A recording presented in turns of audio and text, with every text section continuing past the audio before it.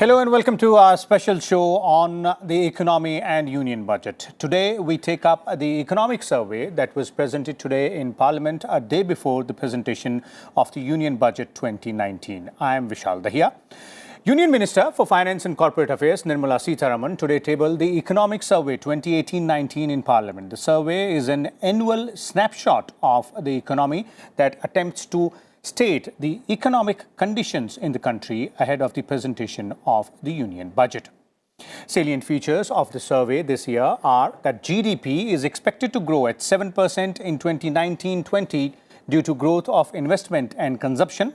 Industrial growth has accelerated during 2018-19 due to improved manufacturing and construction activity. Real growth in agriculture and allied sector was lower in 2018-19 at 2.9% after 2 years of good agriculture growth. The survey also says that there was a significant decline in food prices in 2018-19 as indicated by nearly 0% consumer food price inflation in 2018-19 with price contraction straight for 5 months in the year.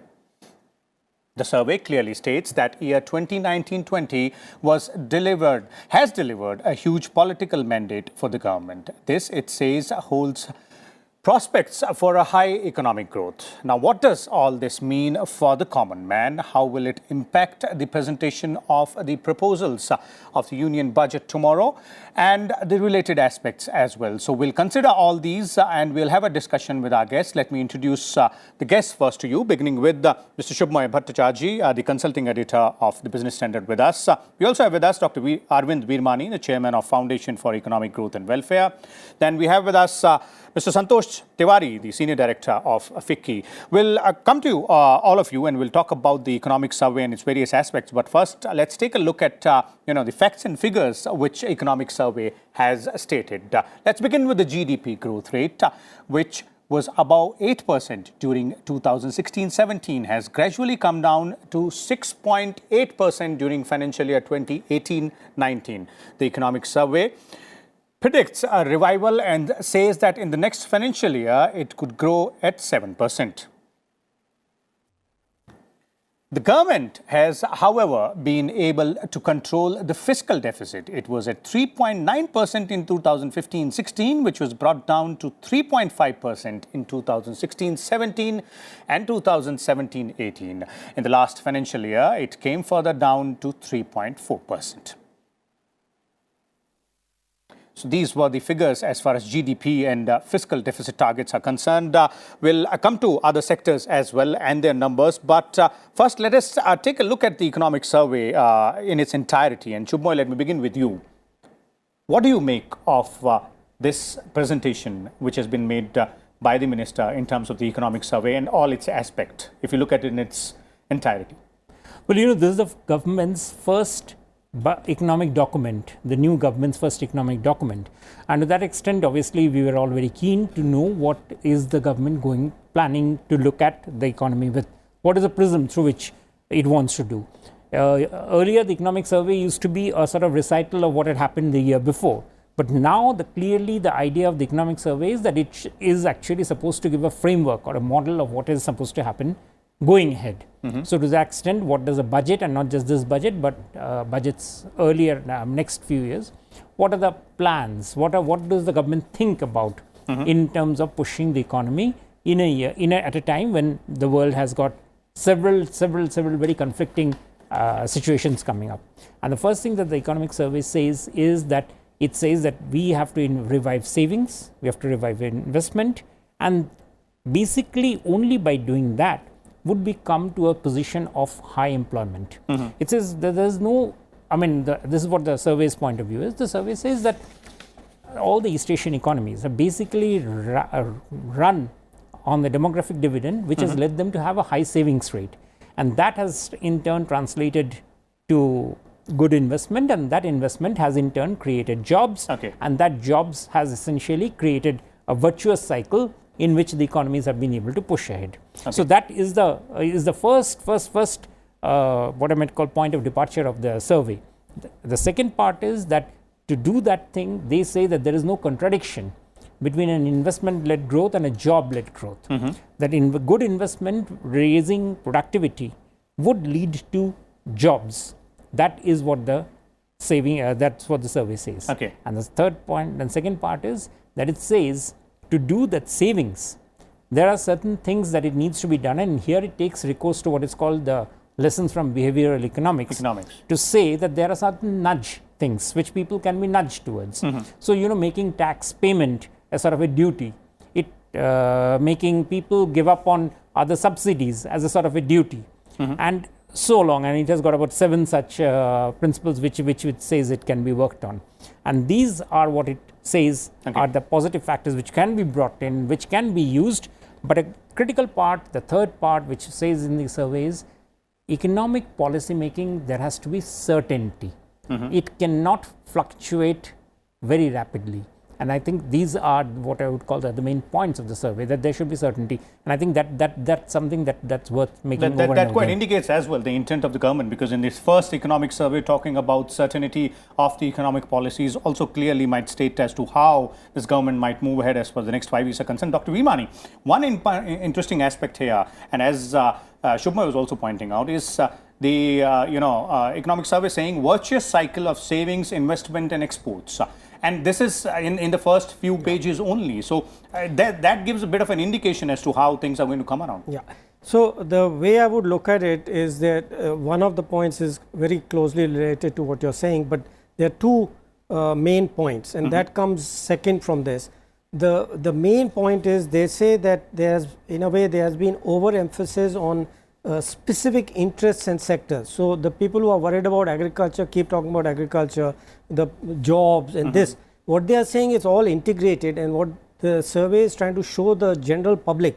Of course, economists, macroeconomists, that's the essence of macroeconomics, but I think it's very important for the public to be told about these things. For the common man to understand what it means. That's right, that it's all integrated, and we should not look at, say, okay, if I have do something specifically for job problem will be solved. It will not be solved. You have to look at the whole thing. So that integrated, of course, the words they use, silos, etc., that's their words, it's okay. But the basic idea, I think, is very important, and the public and everybody must understand.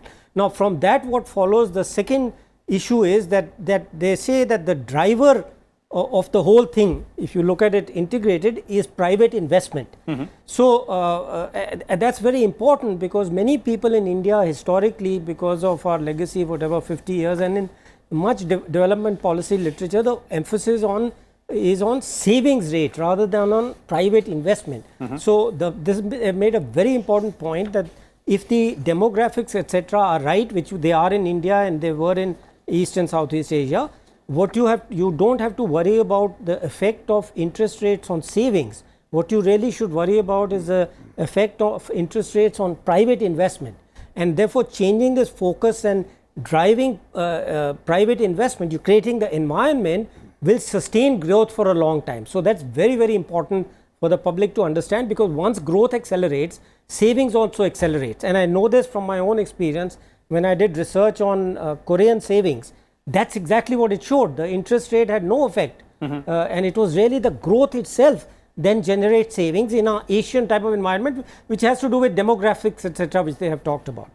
Okay, Santosh, obviously you'll look at the economic survey in its entirety. But one more point which I want to bring in here is, and for our viewers to understand as well, where the economic survey, talks about the behavioral economics of nudge.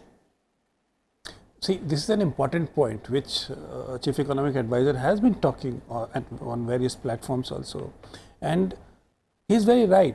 This nudge thing has to go. So you have to change behavior. That is fine, but the construct part has been said that the economic survey has given you the construct, and whatever is required and what economic survey says, both the languages are now same, and that is one very important aspect in Indian economy today, that government machinery also thinks in the same way, the way industry or economist or anybody else would think. 2 or 3 aspects which economic survey has brought out, which industry has also been demanding, and which have been brought out by survey, as I said, prominently, is the fact that now the survey is talking about 7% growth. So we are saying now we are at 7% growth. And to reach 8% growth, you will have to do all these things: investment per curve, savings rate enhancement, savings enhancement, and all those things. Exports you will have to push, everything you will have to do.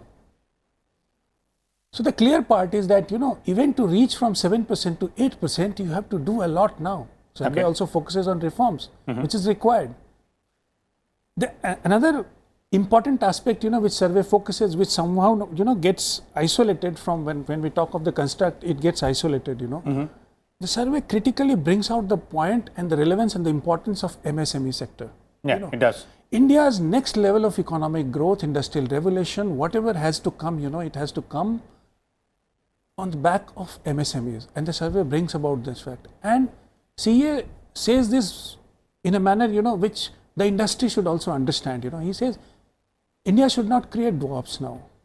You have to create MSMEs, you have to create MSME domain, you have to create industrial domain, with the help of smaller players, small industries, which are competitive, Okay. So when you make your MSMEs competitive and bring about changes which make them competitive, then this investment cycle, growth cycle, jobs, etc., they get substantiated through the measures which you will bring through fiscal measures, through monetary measures, and also reform measures. Okay. So the whole construct is there. Now from economic survey, tomorrow's budget has to take parts, and bring in elements which will substantiate and policy things as well. Dr. Veermani, I was coming to you only, but one important aspect here is that all these things which all three of you spoke about in your first response, focus on MSMEs, focus on private investment, and that virtuous cycle as well. So what exactly do you think? Where is it going as far as tomorrow's Friday's union budget is concerned? Yeah. So just very quickly, this MSME thing, the important point which they made here is that people focus on protecting an MSME. What is important is to remove the impediments to its growth. That is a very important, again, aspect which general public doesn't understand. I mean, people here may understand, you may understand, but there's too much focus politically on just protecting somebody. The point they are making is that if you look across the world, US, Mexico, they give very nice comparisons, that the key thing is how the MSME grow. So remove the constraint. That's one point. Second point is the linkage. They emphasize exports, not because exports in itself, because it's linked to investment, is linked to FDI, it is linked to growth. So again, that linkage thing which I mentioned earlier. Okay. And the third one is they present some very interesting, we've done some labor reform. For example, in the first term, they decentralized. If you recall, in the Manmohan Singh government, some permissions for states to liberalize their labor markets have been held up. This government came and said, okay, we want federalism, decentralization, so if you want to do it, you do it.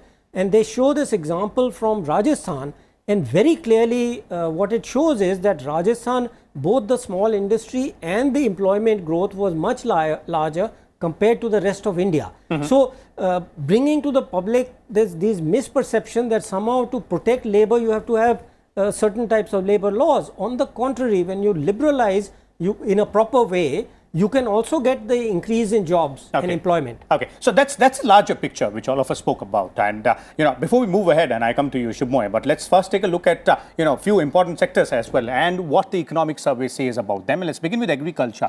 Agriculture is an area of concern, and that shows in the economic survey as well. In 2016-17, it grew at a decent rate of 6.3%. In 2017-18, growth slipped to 5%, and the last financial year was particularly bad as the sector could clock a growth rate of just 2.9%.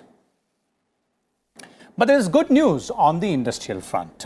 Now, as far as industry is concerned, the economic survey figures says that with signs of revival, the industrial growth rate, which had slipped from 7.7% in 2016-17 to 5.9% in 2017-18, it has revived to 6.9% in the financial year 2018-19. And lastly, the service sector was also affected in this financial year 2018-19. It grew at 7.5% in comparison to previous years when the sector saw a growth of over 8%. So these are some of the numbers. And Shubhmoy, let me bring you here and let's look at agriculture here, because this is one area which has been talked about a lot. Agriculture, the agri distress, the farm distress, and the economic survey also, makes no bone about that. The figures are there for everybody to see. It does say that it is a cause of concern, and a push needs to be given there. So it's some sort of indication as to what we might expect in the budget. So the union budget doesn't have too many levers of work to really push agriculture, because essentially the big thing in agriculture is to ensure that whatever is produced goes to the market. And there, the one thing that has been talked about is A, creating a logistics chain, and B, ensuring that the APMCs, and we have talked about this n number of times in every forum, unless that is substantially liberalized, unless that is really liberalized, not just writing rules to say instead of selling in this mandi, you sell in this mandi, because that is sort of doesn't do anything. The farm to fork cycle doesn't get done. And that is where the agricultural sector's reforms are about. Okay. So I'm not a very big, strong, I wouldn't expect the government to be able to do too many things on agriculture unless accepting, creating an environment where it can push the states to create this environment of so basically the agri-marketing infrastructure will have to be boosted. And remember, the important thing about this survey is that it comes down, again, that integrated thing. This survey comes as a commentary on the last 5 years survey. It's been the same government. This survey has been very clear that it was not in the business of apportioning blame. It has stayed away from there. It has been very clear that it's looking at whatever has been happening as something which is good and building up on that further. Now that also tells us that the economic policies, if with the same, will also be not just a continuation, and that is where the certainty issue comes along. There will be continuation and making it better. Okay. Instead of saying that, we have done this thing, it doesn't work, so we go back to the drawing board, start reworking again, which I think is a very positive way to go about it. Okay. Because we don't need, the stop and start business of economic policy making. Okay. That's been the bane of India for very long. And I read from the economic survey that what it says is that basically you need to look at everything integrated way and ensure that whatever we have built on is delivered further. Okay, so an integrated approach in a continuous manner and bringing that certainty as well. But Dr. Veermani, on agriculture, if you look at it that way, but do you see any bold move in the budget? So again, I think on agriculture, they've kind of kept away with, as Shubhmoy said, all the things which have been talked around endlessly. But the integrated approach, I would mention two things. One is the water program, the Jal Shakti, or whatever the exact name is, also is integrated with agriculture. So it will have many implications, and hopefully everybody will join, etc. So it's kind of integrated underlying. Second, similar thing is skills. Now skills are needed everywhere, in every sector, but they are also needed in agricultural, rural areas if you need employment. You have to remember that in the we say farmers, but more than exact number I've forgotten, 50 to 60% of their income is now from general services or other things they do in rural area. So their skills are very important. So this whole thing, I think they have kept away from very sector specific as far as I have seen so far, and try to emphasize the things which are all kind of interlinked and apply to everything. But there may be some exceptions, I think. Okay, Santosh, agriculture, yes, obviously one point, but since I'm addressing you, industry, and those figures out there when we are speaking at it, about it, do they indicate that yes, that is particular area which seems to be moving at a good pace? See, first I'll come to agriculture. Two questions are there, which survey has to answer, government has to answer, and everybody has to answer. How much is your irrigated land today? Not more than 40%.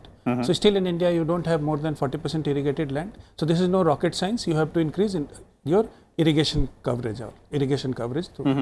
Then second is, how much of your fruits and vegetables rot of the production? 40%, 50%, figures could vary, but they rot in large number. So you have to create facilities so that these don't rot, and you can bring those, those fruits, vegetables, etc., the produce to the market in a good way. So if you create warehousing facilities and if you create irrigation facilities, things would be done. Survey also says that. But as you said, industry. See, again, I would come back to the whole thing. Survey just brings about everything into one plate, But for industry today, or for general growth, GDP growth of the economy, investment is a must. Investment revival is a must. How do you revive investment? You have to bring down cost of doing business. There is no other option, You have to bring down corporate tax rate to 25%, whatever way, linked it to job creation. FICCI President Mr. Sandeep Somani has given you a formula saying that, whichever industry is creating new investment, creating jobs, give them the rebate, in corporate tax rate. That is one.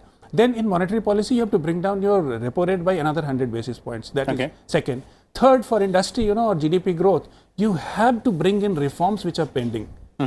You can't avoid from here, labor law reforms, land reforms, etc., or those reforms, which are there at the state level. And here I will bring in policies like retail policy or new industrial policies are very, very critical.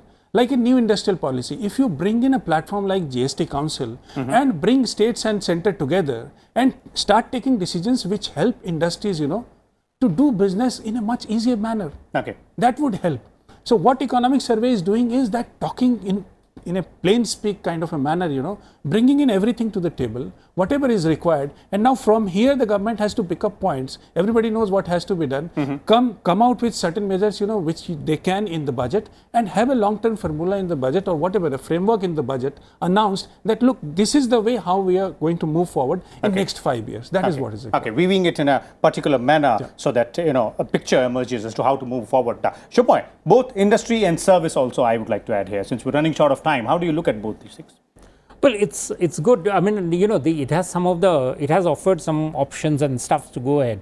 But one critical area in the services sector is the population fertility levels. And it talks of an interesting phenomena there, which is that the Indian population, the fertility rate has come down, the age of the population is rising. So we might have to think about raising retirement age at certain stages, not tomorrow, not day after, but definitely at certain figure of time, because the balance of the public finance will have to be reoriented to ensure that people in the working age stay working longer to be able to support an older population, which is going to also be around for a longer time. And that would mean that the services sector, for instance, will have to take on different questions, because what are the new services that will come up? So it talks about services like healthcare, it talks about services like support services for the old. These are which will be the new sunrise sectors, and which are there and which need to be looked at. So it's a good, it sort of puts quite a few good ideas on the plate that these need to be thought through for the economy for the next 5, 10, 15 years, and which need to be worked on. Okay, Dr. Bhimani, I know you've been talking about integrated approach, but then industry and service also, if you look at them separately. Right. So very quickly, I think the sectoral part which will be linked actually in the budget are the what are usually called employment generating sectors. So things like tourism, the new sectors like data, because there's a lot of emphasis on data and data as the new thing. So maybe e-education, e-health, and health and education definitely. But also the part which we have not discussed is labor intensive exports, because there is this great opportunity coming from outside about getting into the manufacturing field because of people moving out of China and so on. So labor intensive exports like garments, electronics, etc.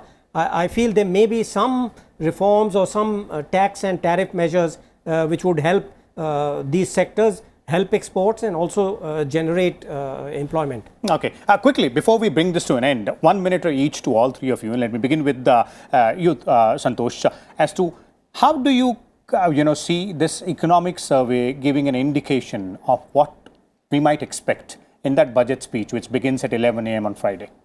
This is always a question, in all newsrooms, which happens every year, But realistically, if I tell you, it is very difficult to bring in pick up too many measures from economic survey and implement it in the budget.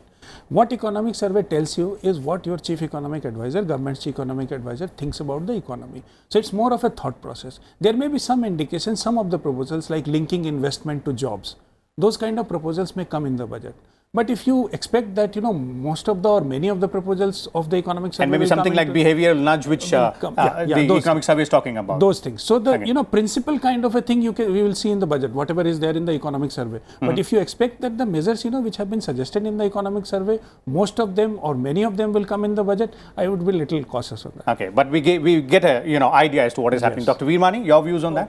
I thought my last question was that only, but anyway, as I said, that's perfectly correct what he just said about the survey, but the budget is about taxes, expenditures, and maybe something about financial sector, because that's part of the finance. So I do expect some movement on taxes, which whether it's in terms of animal spirits, which these people want, or industry, etc. Real estate being have talked about, etc. So one is that complex. The second is the connection and interlink between the social programs, water, housing, etc., and investment, those sort of things. So I would expect these two aspects maybe will receive some attention.